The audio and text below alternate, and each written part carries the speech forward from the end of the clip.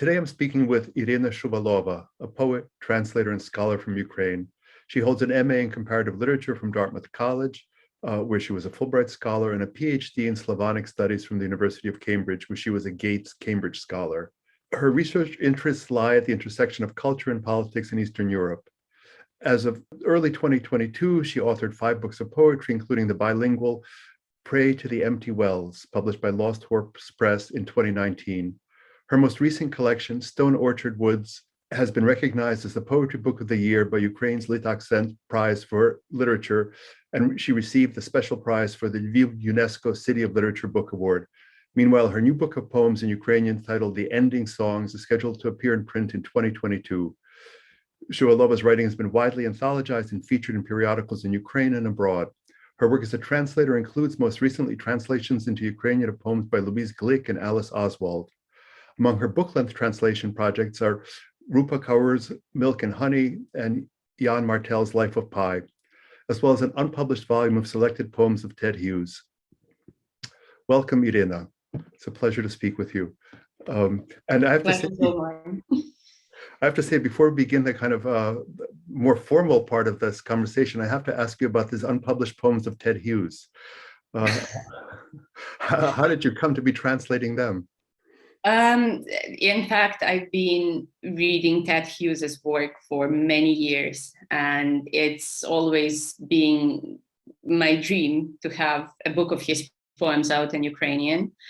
However, as you might know, in Ukraine, it's rather difficult to publish poetry in translation. And so this project has been completed probably around 2015. And it's still, you know, in my drawer, and I take it out sometimes and I look at it. But Hughes is one of my favorite poets. And also when I went to a fellowship at Hawthornden, so the Hawthornden Writers' Residence in Scotland, I was delighted to discover. So I went was a totally different project. I was planning to work on a collection of my own poems, and then I arrived there. And I see this memorial plaque, which actually has Hughes's profile, very recognizably, but no information on it. And so I go to the administration of the program and I ask, so what does this place have to do with Ted Hughes? And they say, oh, in fact, he was great friends with the lady who founded the program, and he would often come over here, and he actually used to fish a lot in this little stream next to the house. And so I realized suddenly that my project would be very, very different. And I went to the library and they had a great collection of Hughes's works. And that's how I have put together essentially his selected poems from, you know, throughout his career. So I really hope this will materialize at some point as a book in Ukrainian, because Hughes is one of those voices that I would love to be heard and read in my language. That's wonderful to hear. I have to tell you that I remember meeting him many years ago. Oh, lucky you. He was visiting Seamus Heaney when Seamus was in residence at Harvard, and Seamus had a group of us over and very formally introduced us to him. And it was he made such a powerful impression. It was though a rock was speaking to you. There was something so solid and earthbound to him. But I think his voice is also a very, very special voice. I mean, he has done a lot of radio recordings, and I think one of the reasons was his voice just being so powerful, like you said. Yes. Oh, lucky you. I envy you in the best way possible. It was a memorable experience. Anyway, I also noticed that you edited an anthology of queer poetry. Is that right? Yes, it was not just poetry. So we also had some a selection of short prose included. But yes, so this was writing from different countries. Edited by us, was a wonderful preface by Vitaly Chernetsky. And, you know, it was, 2009, I think, at that point, quite a few years ago.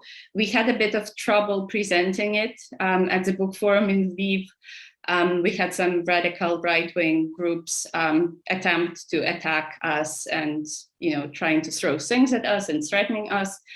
But I'm so happy that that project materialized at that stage. But at the same time, I'm sorry to say that it actually remains the only anthology of queer writing published in Ukraine until now, which, thinking that it's been quite a few years, is a pity, to be honest. But it's a very memorable, very special project for me. Yeah, no, congratulations on all these firsts. Those are very meaningful and dramatic projects. Good for you. So I wanted to ask, our hope here is to really get a record of the work you'd been doing before the war. But even before that, I'd love to just hear a little bit more about where you grew up and under what circumstances. I believe you're originally from Kyiv, is that right? Yeah, so I was born in Kyiv, and strangely for Kyiv, both of my parents come from Kyiv, but not my grandparents. So I can't claim to be, a third, fourth, etc. generation Kyivite. I grew up in a very simple family, in a working class family.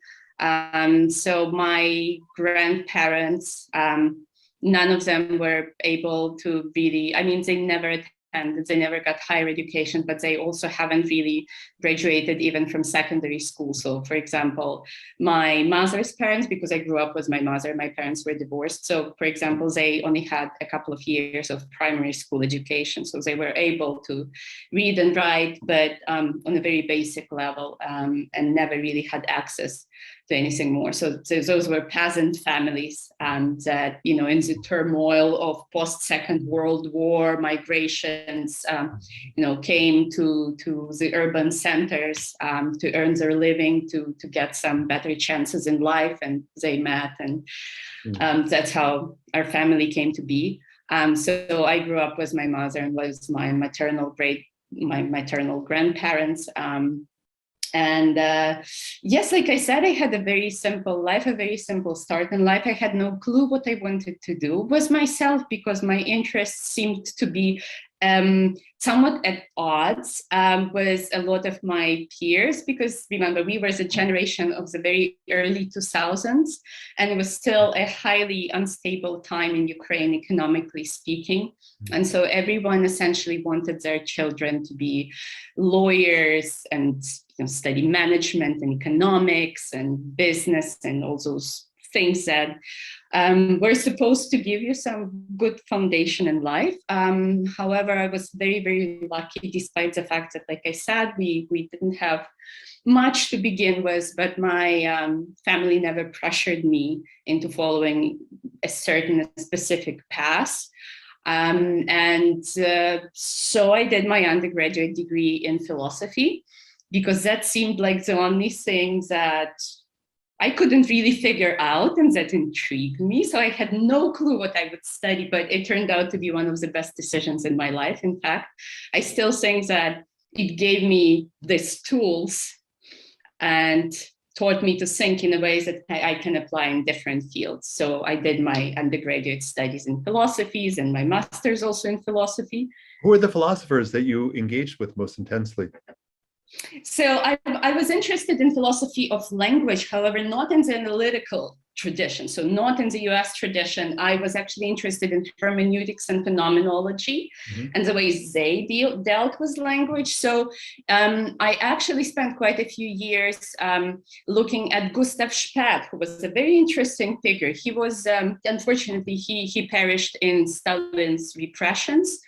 So he was sent to Siberia and killed. But before that, he was a man was an amazing life story. He was I think, from a Polish nobleman's family. He grew up in Kyiv. But of course, that being very early 20th century, he went on to make his career in Moscow. But he spent quite some time in Germany, he was actually one of Husserl's pupils, Edmund Husserl. But when he came back to Russia, he didn't want to just continue the phenomenological tradition and not didn't want to be just a phenomenologist, but what he was interested in was combining phenomenology with hermeneutics. And he was, in the years before his untimely death, actually interested in looking at the language of poetry, which is absolutely amazing if you think that this is what a couple of decades later, Martin Heidegger, another Husserl's pupil, will be doing, combining phenomenology and hermeneutics and looking at the language of poetry. So an amazing and also very eccentric figure from what we know about him. But that's what I was doing. And then I ended up spending a couple of years in a PhD program, also at the University of Kiev, where I earned my several first degrees. But then I started really feeling that I was drifting away from just doing philosophy. I wanted to do something else. And, I was already reading, performing, publishing my poetry, and I felt that literature really was taking up more and more space in my life. And I also felt that I wanted to engage with it academically as well. So I didn't complete that PhD. Instead, I went on and I got another graduate degree in translation. And actually, part of my thesis wasn't at Hughes. And that was part of my, essentially, I was translating his poetry and I was also looking theoretically how that could be done. And then, then I went on a Fulbright to do an MA in comparative literature, finally deciding it was about time to do that. And then when I did my doctorate at Cambridge a year later, after I completed my MA, it was essentially tying together all those threads, because what I ended up doing was I studied the war at that point we said the war in Donbass, right? So the Russo-Ukrainian war. And I was interested in examining the popular culture that was the processes in the popular cultures that were happening around that war. But I was also very interested in how the popular cultural material was reflecting the processes in the communities affected by the war. And so I was asking essentially how these communities identify themselves, because there's always the us and the them in the war songs, in the war cultural production. And this is what I was looking at. So I was studying popular songs, but I was studying them from the point of view of how do people express or reshape their identities through songs. And that was, broadly speaking, cultural anthropology. And that's, I guess, where my background in philosophy and literature and my experience as a writer all came together. Fascinating. Derek Walcott, the St. Lucian poet, used to say that a poet's proper friends and companions ought to be philosophers and historians. So it's interesting that you have gravitated to that yourself. I mean, I'd be fascinated to hear where you see the intersection of philosophy and poetry and how the two different media pursue reflections on experience. For instance, I know that the Italian philosopher Giorgio Agamben talks about how fiction is in fact precisely where he believes the sort of sacred literature of today lies, because he regards it as an initiation into and by life itself. That is to say, it is a medium in which experience, feeling, sensuality, and thought and ideas kind of can work together best to reflect what life on Earth is really like. I'm curious about what you see, what role you see poetry playing that touches on the mission of philosophy. Because after all, from philosophers, I expect a pursuit of wisdom. From poets, I expect something, perhaps not always that, perhaps not always a pursuit of wisdom. Well, first of all, it's interesting because one of the last conversations I had with my academic supervisor before I ended up dropping out of the first PhD program I was in was really close to that. We were talking about late Martin Heidegger. And I was really fascinated in his take on poetry, which is not uncontroversial. And Heidegger might be considered a controversial figure for a whole number of reasons, right? But in that respect, specifically in Ukraine, for example, he's not uncontroversial also because of the way he writes, the way he produces a philosophical text, which in its style and essence is really close to poetry. So the way he works with language, the way he produces new words, the way he really works on the level of the rhythm of his writings, the syntax, it's very close to poetry at some points. And so the disagreement I had with my academic advisor was that I was saying, this is great philosophy. And he was saying, oh, this is more like some sort of, he became a mad prophet in a sense in his later years. So, but really, I think that what philosophers and poets are really doing is very similar. I think we both poke our fingers at reality and we see what happens. It's just, I think we poke, like the fingers are different, right? So I think philosophers tend to poke, let's say, with their intellectual finger, pardon for the, somewhat phallic metaphor. But then, as poets, we do it with our language, right? And then again, that's not very different. I think what poets tend to produce after doing that poking operation has somewhat more variety than what philosophers produce sometimes, but I think that's exactly the matter of convention. So what we just, what we just mentioned about Heidegger was just his way of doing something different as a result of his thinking, of his engagement with reality than other philosophers were doing. So obviously what he wrote didn't sound like what Immanuel Kant wrote, or any of the other philosophers who were venerated in that classical German traditions that he grew out of. But again, since then, we have seen so many wonderful thinkers engage and write philosophy in very, very different ways. And Agamben is a great example as well. So I really like his writing. And, and we have Foucault, and we have wonderful feminist thinkers. We have Judith Butler, who writes, actually you could argue quite close to that classical tradition, very intense writing. But then we have someone like Bell Hooks, for example. And so I think we can see more of that variety and more of that liberation of the philosophical thought from out those confines of what the writing of philosophy should look like.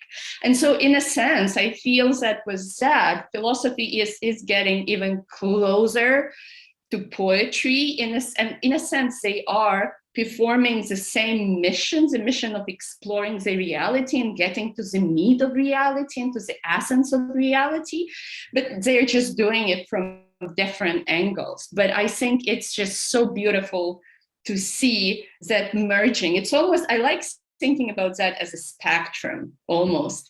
And it's just, we are getting more of those threads drawn across the center of that spectrum. I mean, we've had more of, poets who were also philosophers, right? But it's lovely. I love that we are getting more philosophers who also are not afraid to be poets right now. That's beautifully said. So let me just return you back to poetry in Ukraine and in Kyiv as you were growing up and entering into the literary world.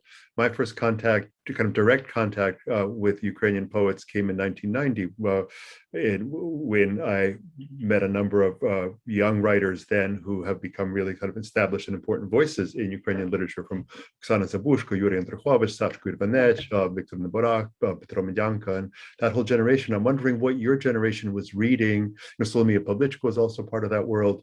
And I was wondering who of the kind of local and immediate poets were in any way influential or valuable to you, or whether you found your sort of influences and inspiration elsewhere. That's a lovely question, in a sense, because remember I told you I envy you in a very good way for having met Ted Hughes, right? In the same way, I think I always have envied a little bit in a very good way my friends and colleagues who have grown up in the houses, full of books, or who were able to meet, those wonderful people directly. That was not the case for me. I grew up, we did have a lot of books in our house, and I always read voraciously, but there was no one to really guide my reading efforts. And so whatever I discovered myself. My bookshelves were full of Alexander Dumas and, whatnot, Fenimore Cooper and everything, the classics, so to say, of the Soviet repertoire, of, the imagined Western canon, through the prism of the Soviet system of that time. But so I was discovering things chaotically, really. And the first thing I was reading, just because they were more accessible, were in Russian translation. So, I really liked Marina Tsvetaeva. I still remember discovering her book in the library. And it was a very big book, and I must have been about 8 or 9.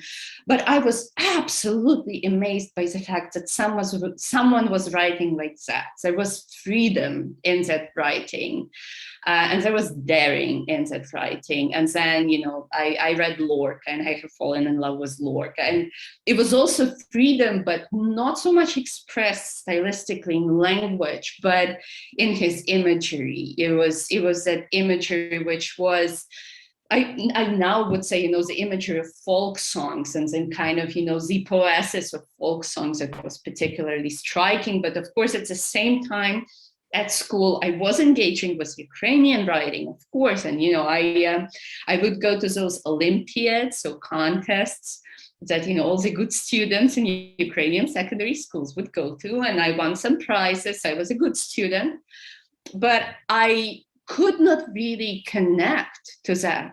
I felt the power in it, but I felt I was behind the wall, shut off from that power. So just to give you a little example, it was probably at the age of 12 or 13 that I actually played Lesa Ukrainka in a school play.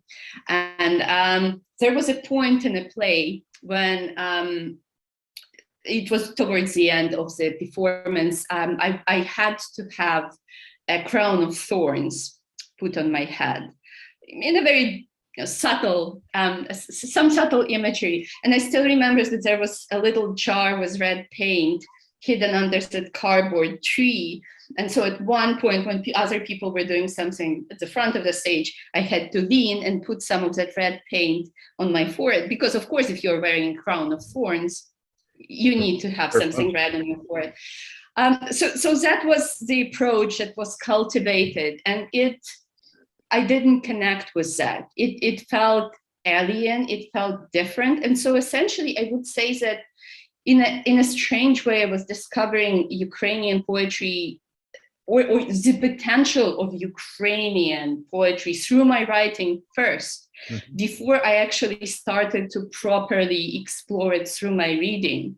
I mean, of course, later I would read Stus, of course, later I would read, at one point I was really fascinated by Olzhich, for example, of course, I would read Chubai, but all that would happen later. And really, because I have been writing since I was very young, I was rhyming before I was writing, and my mother was just, following me and writing those things down. And then there was some, embarrassing poems, about Kalina, and I went through all those stages, but somehow I continued writing, and I continued looking for my voice, and I think eventually I did find it. But I was at the university when I really got in touch and connected with other poets of my generation. I mean, at the same time, for example, Bogdan Horopchuk was, studying at the same time in a different faculty, and of course,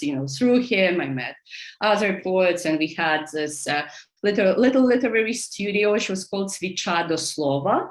So both a mirror of the word, but also a candle for the word. So we always had little candlelit get-togethers. And actually that studio it was not really a studio in a sense. It was not guided, it was not mentored, it was just us coming together, giving each other feedback, reading some poetry. But it has produced some wonderful voices. I mean, Oleksandr Melnyczuk was part of it, for example. Anna Vovchenko, who is a wonderful translator, was part of it. Dmytro Chistak, etc. So quite a few names that would be familiar.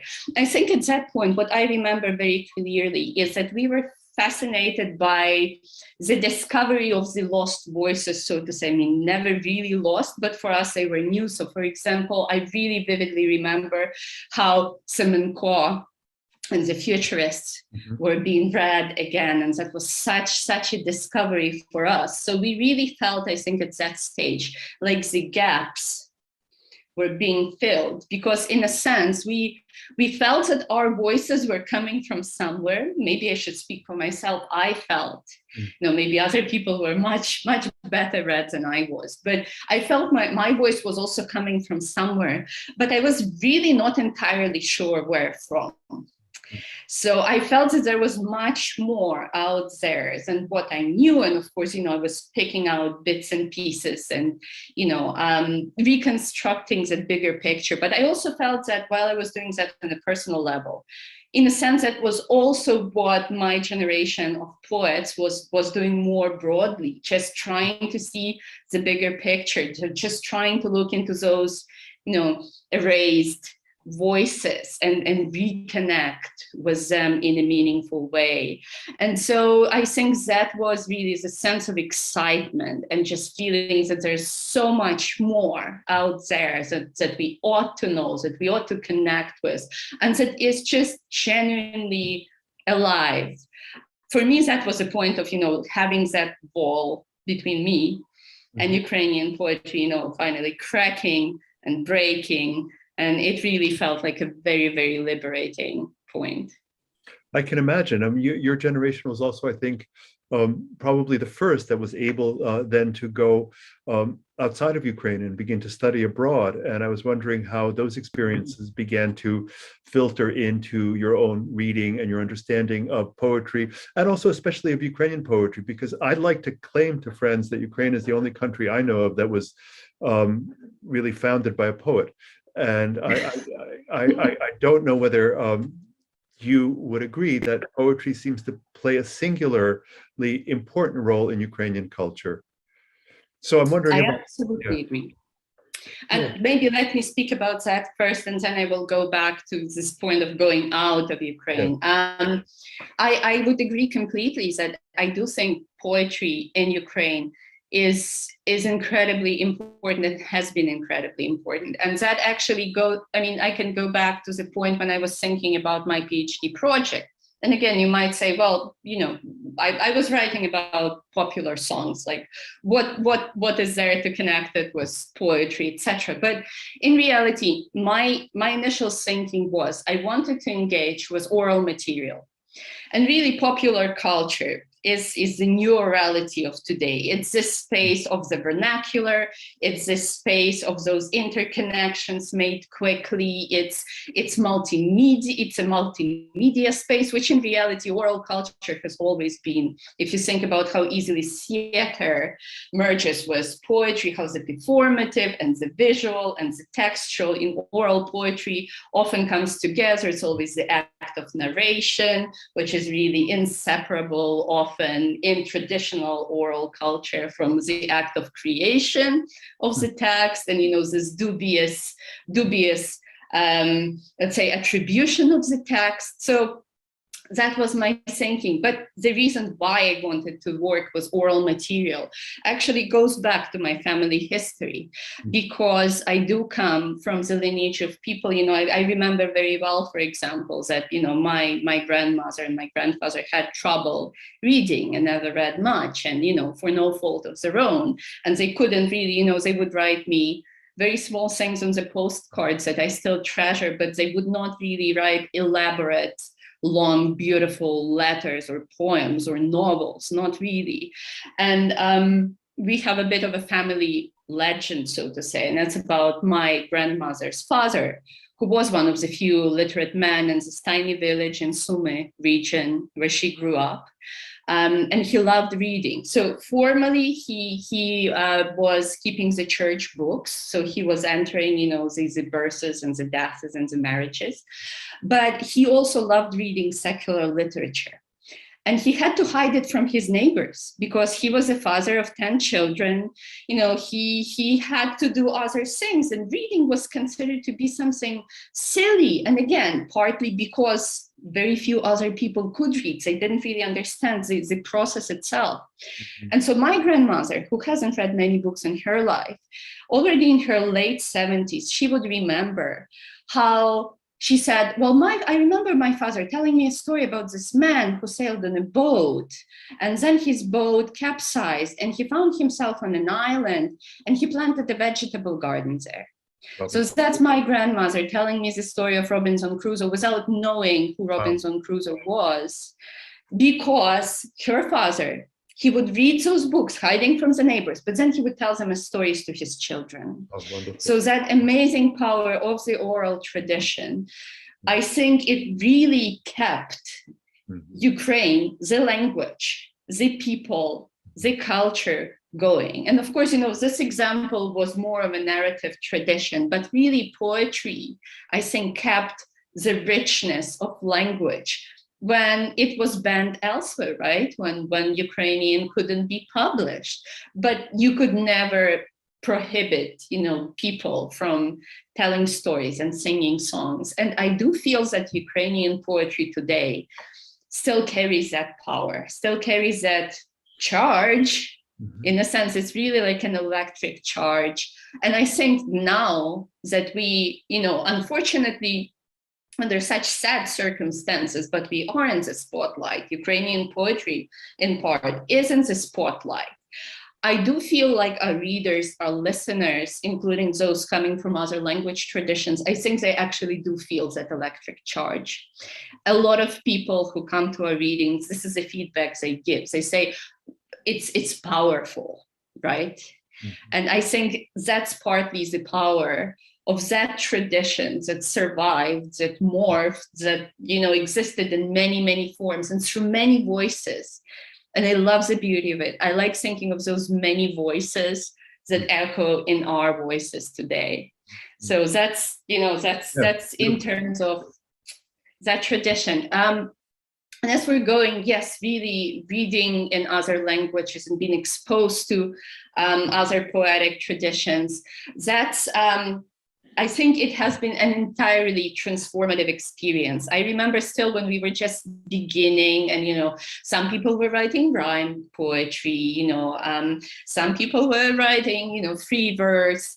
And there was also a sense of this, a bit of a confrontation between people writing free verse and people writing rhymed poetry. And one was considered to be of a more of a classical or modernist or broadly more appropriate thing, I might even say, depends on who the reader or the commenter was.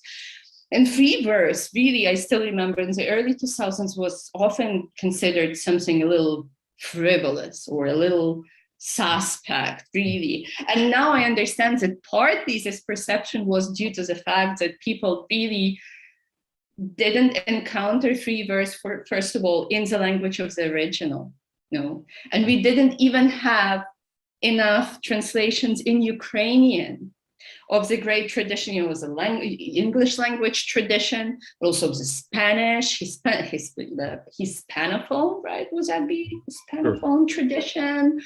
And so really, we got it all filtered through the prism of largely Russian translations, which is incredible pity, and you remember I told you, I read Lorca as a child, and of course, in Gillespie's translations, and I loved it. And then when I learned a little bit of Spanish, and I dared to read Lorca in the original, and I realized he sounded nothing like those translations, nothing like it. And so, yes, I do feel like we just embrace the plurality of the possibilities in our language much more freely and really with abandonment always, almost, now that we have access to those other linguistic spaces, other poetic spaces, but also other cultural spaces. And I really feel that this is something we are still lacking in a sense. I mean, obviously we are making huge advances, you know, it's the interaction we are having now with poets and readers from other countries is amazing, and it's really accelerating. But I still feel sometimes that almost is this cultural exposure. The more of that is coming, you know, the more amazing will be the poems and the books of poetry written and published in Ukraine. I really believe in that. I think we still have so much unused potential. Ukrainian language is brilliant for poetry. I mean, I love other languages, you know, I love English. I translate into English and from English. And you know, it's the language I often use in my everyday life. But I still think that Ukrainian is absolutely incredible for poetry. I mean, phonetically speaking, syntactically speaking, there's everything there. And we haven't even used up, you know, probably 1/10 of its potential. So a lot to look forward to. Wonderful, wonderful. You know, as you were speaking about translation, I remembered that as a kid, I actually came across a number of translations of both poets and fiction writers in Ukrainian first before I read them in English, because my mother subscribed to Seshvit. I don't know if you remember that. Yes, it was a journal of translation. And so as I recall, she was reading Marquez in Ukrainian before I was reading him in English, and other writers like that. So I came across there too. So there's so many directions in which we could go here to follow up, but I also want to bring us a little bit up to date. As you've gone out into the world, you really have gone out into the world, from the US to the UK, and I don't know whether you found any particular differences or whether you connected at all with contemporary British poetry and culture. And in any case, you now find yourself in China. So if you could perhaps just give us a bit of a sense of the trajectory from Cambridge to where you are now, and how that has, how you've been absorbing all that in your own work as well.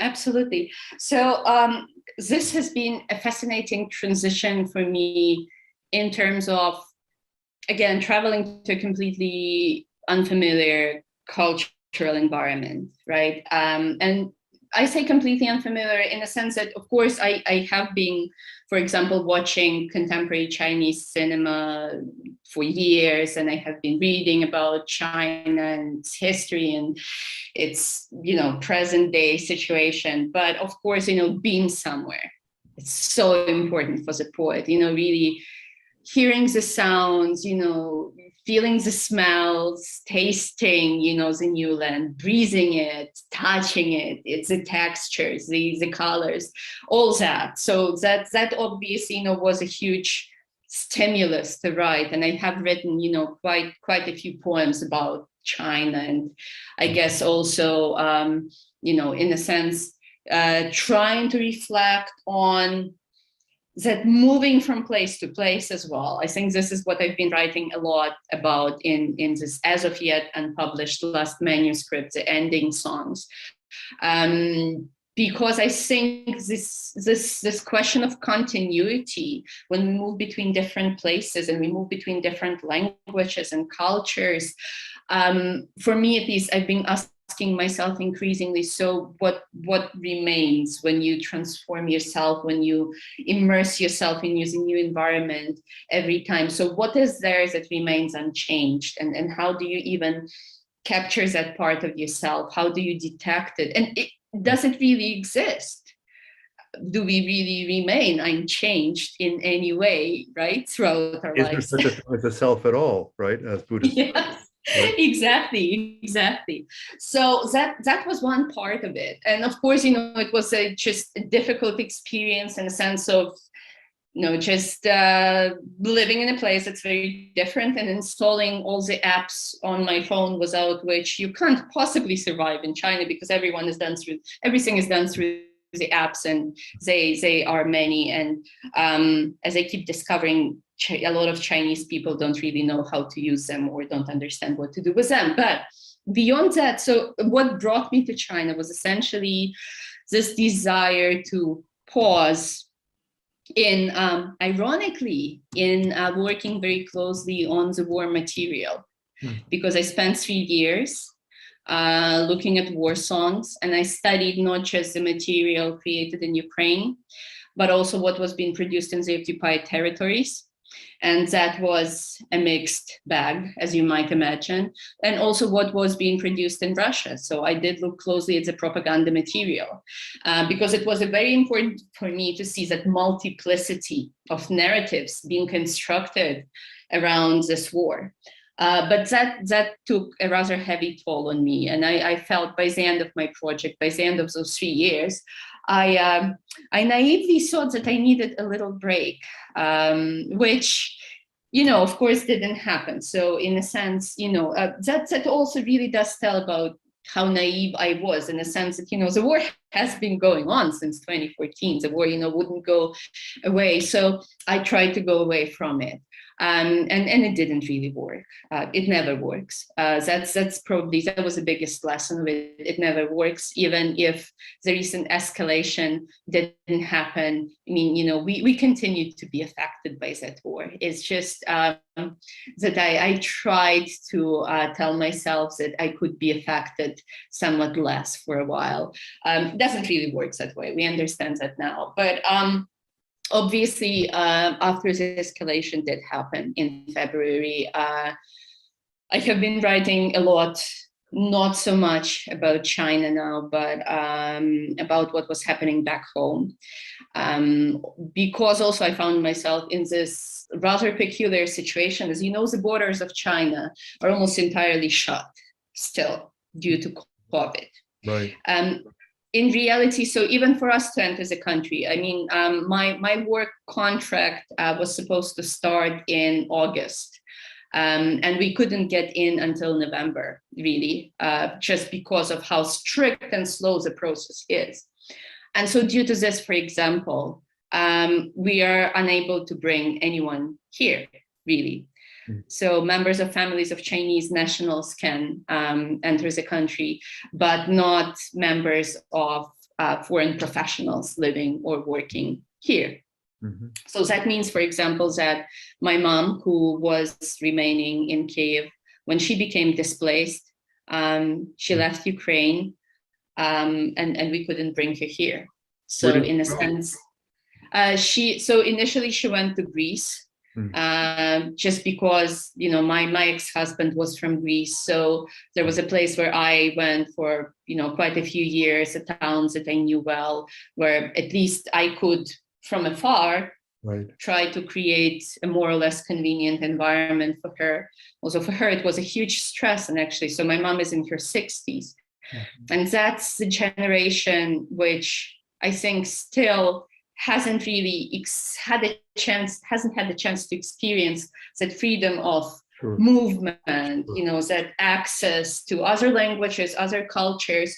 And so, for example, I managed to talk my mom out of getting to, into getting to safety, because she was essentially on her own also. So we are her only family. But I know that a lot of her friends, some of whom are in very dangerous situations, really, they are too afraid to go somewhere, because for them it's a step into a complete unknown.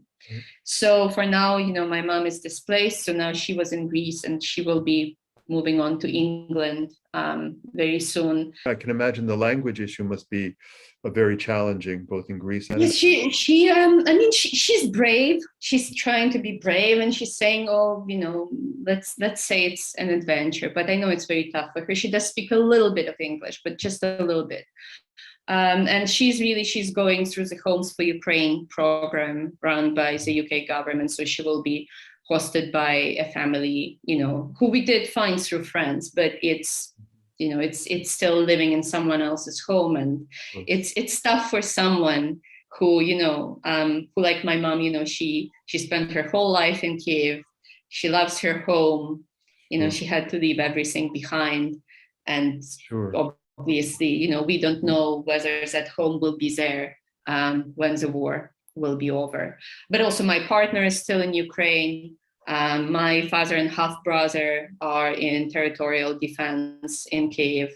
So it's hard to be here, not being able to visit or to bring anyone here, or just to be with the people I love. I'm very grateful for the fact that my daughter is with me. But other than that, it's been quite challenging in that respect. And so I think for me, it was important to reflect on the difference in our experiences. And I'm still, I think, coming to terms with the fact that I am not under immediate threat. I am very fortunate to have a comfortable life here. It's safe. We have, food on our table and roof above our heads, and, a very supportive community as well. So I work in an international school. And, we have a very diverse, very inclusive, very supportive community. However, at the same time, my loved ones are either under threat or, in very uncertain circumstances. And I think I still can't really bring myself to fully feel or let myself fully feel sad or unwell for myself. I don't think I let myself embrace that because I don't feel like I have enough reason to do that. But I rather try to channel those feelings into doing something constructive and helping, my loved ones, but also other people in the war effort. No, absolutely. And I can imagine how stressful it is. I mean, it is, I've got family in Lviv but friends all over the country. And yes. It seems that just when you begin to think that at least, it was a terrible thing to say, but at least the war is focused in one area, and you discover, in fact, it's not. And no one quite knows how it's going to evolve. The situation is evolving.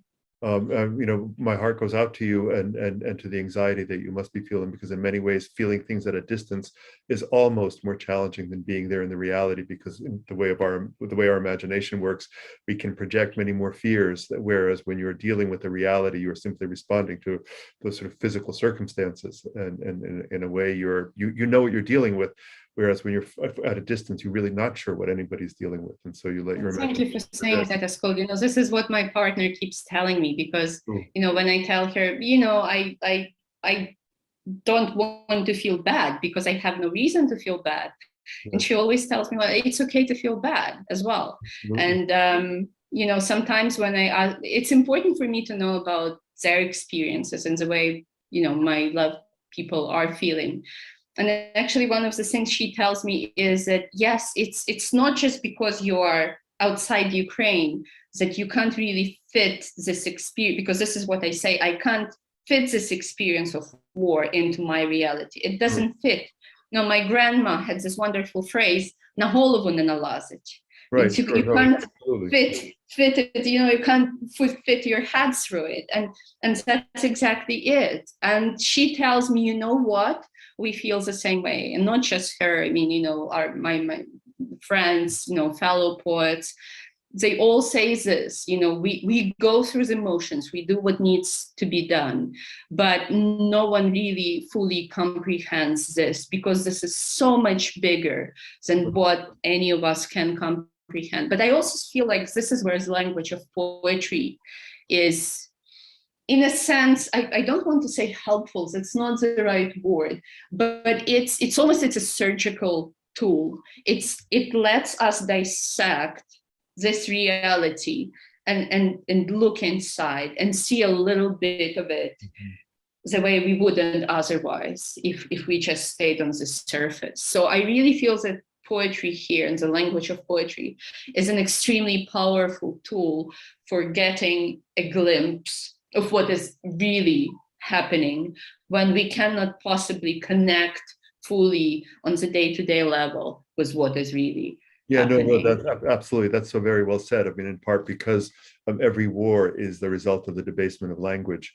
and the corruption of language, the corruption of diction, at the very kind of basic level, when words cease to have any correspondence to what is actually happening or what people mean when they speak in public and when politicians speak in the agora, it is almost impossible to get any sense of reality from that. And that's where intuition and feeling and the kind of subtle maneuvering of kind of verbal maneuvering that is an essential element of every poet's sort of toolkit can begin to get under the skin of the surface of a phenomenon that is so otherwise unimaginable. I mean, I'm sure that when you were in England, you probably immersed yourself in the poetry of the English poetry of the First World War, the poets like Wilbur Owen and David Jones, and their attempts, in fact, to convey to civilians who are at a distance from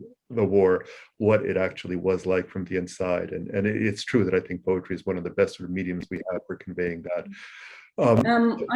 I also, if I may just add something, I just remembered. So I recall in 2014, it just so happens that I had 2 books of poetry out. And so I was touring Ukraine with those 2 books, doing presentations and talking a lot with the readers who would come to those presentations in 2014, right? So I was doing the tour in fall.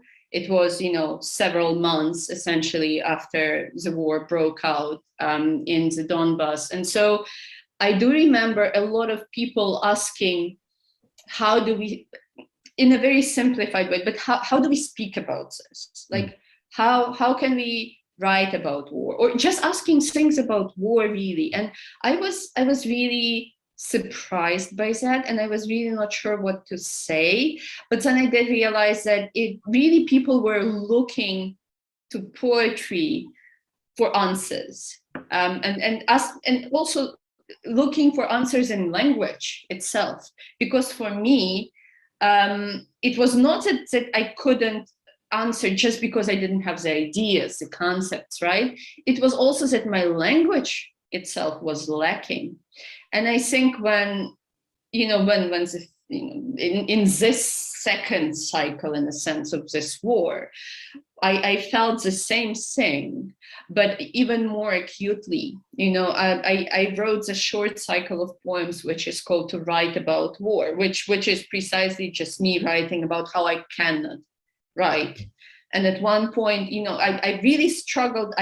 When I was starting to write the first poems, I really did not even understand how I can say any word, how any word would fit into this experience or be able to reflect this experience. And at one point in the poem, I do say that it's a point, writing about war is a point where language becomes something like a croak, a sound that is almost an animal sound, really, because how can this meaning be carried in language? It's just impossible. The language just falls apart, and we have to somehow rebuild it to be able to speak about these things, because we cannot not speak about these things. Right. But it's impossible. And it really makes me look, you've mentioned, the English poetry of the First World War, but also really look at war poetry and other traditions of other times as this reinvention of language every time, just because we cannot really speak in the same way about the experience that is unspeakable in itself. Every time new, every time unspeakable. Right. I'm thinking of a poem like George Herbert's Episode in the Library. I don't know if you recall that poem. It's a brief prose poem, and in it he is watching a student in a library scanning a line of verse, putting little marks on where the iambic pentameter is, and the narrator, speaker of the poem, goes on to say, "I remembered when they carried his body away from the front." And so he's recalling the death of the poet himself, and saying that what he's now seeing is the death of words, as words are being turned into these,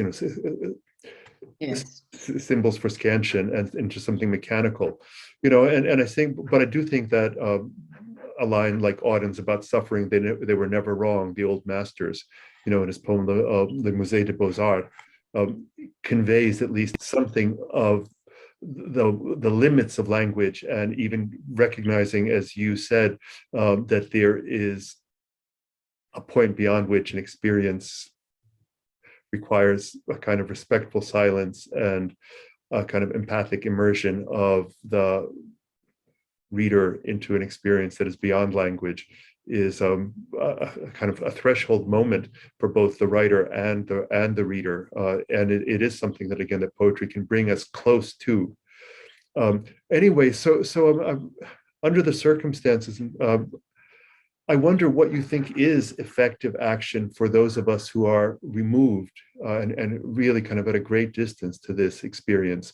I'm sure you've mentioned the sort of support and camaraderie even that you have found among writers in China, and perhaps you've also been in touch with and taken part in some of the international events of writers. As we begin to recognize that this could be a longer process than we all hope it will be, I think that many of us here are wondering how we can continue to engage and sustain and keep the world's attention on what is happening in Ukraine. Are there any sort of suggestions you might have along those lines and hopes you might have? Right. My biggest hope, beyond, of course, we do still need the day-to-day help and the day-to-day action, which millions really of volunteers are doing all over the world. It's incredible, and it's needed, and it's an urgent effort.